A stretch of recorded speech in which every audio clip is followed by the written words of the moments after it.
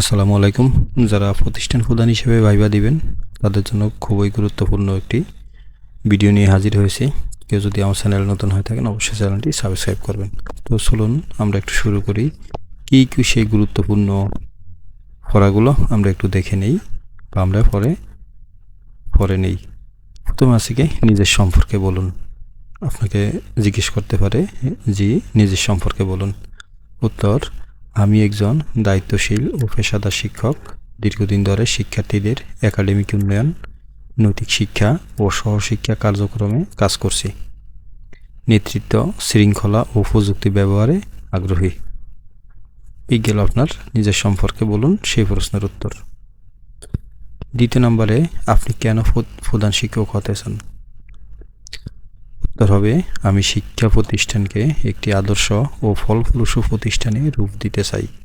নেতৃত্বের মাধ্যমে শিক্ষার মান উন্নয়ন ও শৃঙ্খলাপূর্ণ পরিবেশ গড়ে তুলতে চাই। সুন্দর একটি প্রশ্ন, অবশ্যই আপনাকে এটা জিজ্ঞেস করবে। 3 নম্বরে একজন প্রধান শিক্ষকের প্রধান দায়িত্ব কি? শিক্ষার মান নিশ্চিত করা, প্রশাসনিক কাজ পরিচালনা, শিক্ষক শিক্ষার্থীদেরকে গাইড করা এবং প্রতিষ্ঠানের সার্বিক উন্নয়ন করা। এই ধরনের প্রশ্নগুলো আপনাকে অবশ্যই করতে পারে, তাই অবশ্যই ভিডিওটা না টেনে দেখে নিন। চতুর্থ আছে আপনার নেতৃত্বের অভিজ্ঞতা কি, অর্থাৎ পূর্বে আপনার নেতৃত্বের কোনো অভিজ্ঞতা আছে কিনা। উত্তর: স্কুলের বিভিন্ন কার্যক্রম পরিচালনা, পরীক্ষা ব্যবস্থাপনা, সহশিক্ষা কার্যক্রম আয়োজন এবং শিক্ষক সমন্বয়ে কাজ করার অভিজ্ঞতা রয়েছে। 5 নম্বরে একটি স্কুল কিভাবে কার্যকরভাবে পরিচালনা করবেন? উত্তর হবে সুস্পষ্ট পরিকল্পনা, নিয়মিত মনিটরিং, শিক্ষক শিক্ষার্থী সমন্বয় এবং অভিভাবকদের সম্পৃক্ততার মাধ্যমে পরিচালনা করব। ষষ্ঠতে আছে শৃঙ্খলা কিভাবে বজায় রাখবেন? উত্তর হবে নিয়মকানুন স্পষ্ট করা, নিয়মিত তদারকি, কাউন্সেলিং এবং ইতিবাচক প্রণোদনা ব্যবহার করব। 7 নম্বরে আছে দুর্বল ফলাফলের স্কুল উন্নয়ন করবেন কিভাবে? উত্তর হবে দুর্বল শিক্ষার্থী শনাক্ত, অতিরিক্ত ক্লাস, শিক্ষক প্রশিক্ষণ এবং নিয়মিত মূল্যায়ন চালু করব। 8 নম্বরে আছে সহকর্মীদের দ্বন্দ্ব হলে কী করবেন? উত্তর হবে নিরপেক্ষভাবে আলোচনা করে সমাধান করব এবং দলগত কাজের পরিবেশ তৈরি করব।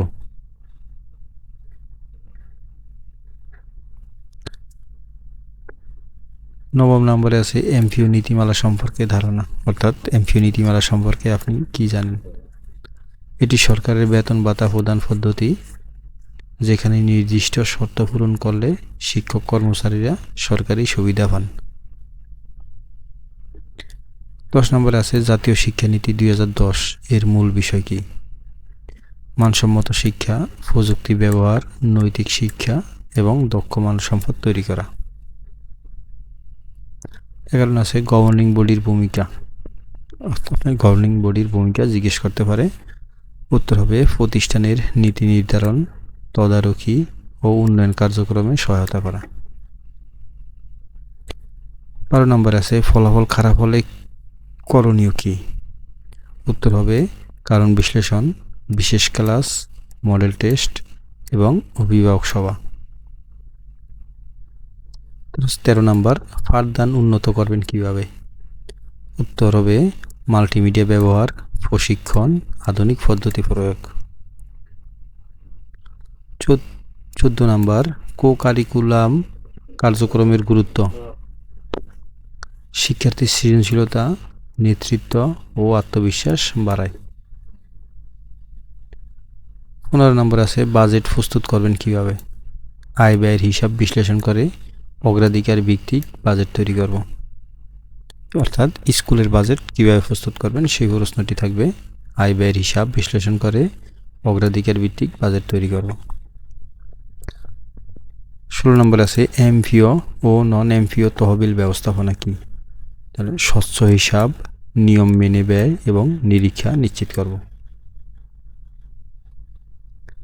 17 নম্বর আছে স্বচ্ছতা নিশ্চিত করবেন কিভাবে?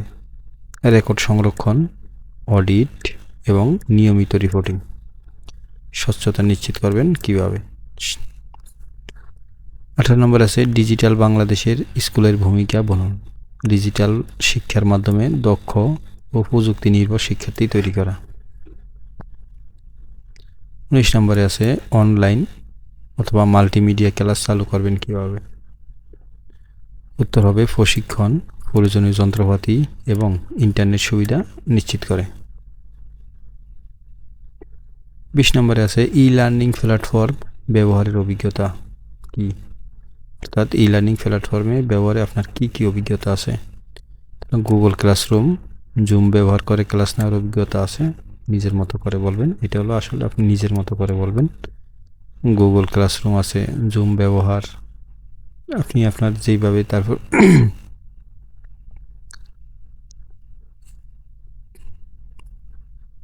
হোয়াটসঅ্যাপ গ্রুপ, আপনি যেইভাবে আপনি মতো করে বলতে পারবেন। শিক্ষক দেরিতে এলে কী করবেন? প্রথমে সতর্ক করব, পরে প্রয়োজন হলে প্রশাসনিক ব্যবস্থা নেব।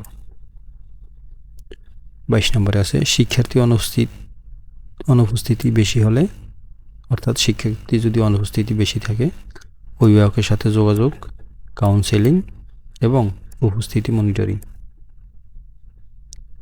30 নম্বরে আছে অভিভাবকের অভিযোগ সামলাবেন কিভাবে? ধৈর্য সহ শুনবো, সত্যতা যাচাই করে দ্রুত সমাধান দেব। দেখেন এখানে 23টি প্রশ্ন দেওয়া আছে মোট, তবে সবগুলো প্রশ্নই খুবই গুরুত্বপূর্ণ। আশা করি এই প্রশ্নগুলোর মধ্য থেকে আপনার অবশ্যই মিনিমাম 7 থেকে 8টা প্রশ্ন অবশ্যই কমন পড়বে। তো এই ছিল মূলত আজকের এই ভাইভা প্রস্তুতিতে। পরবর্তী প্রস্তুতি পেতে অবশ্যই আমার চ্যানেলটি সাবস্ক্রাইব করবেন। আসসালামু আলাইকুম।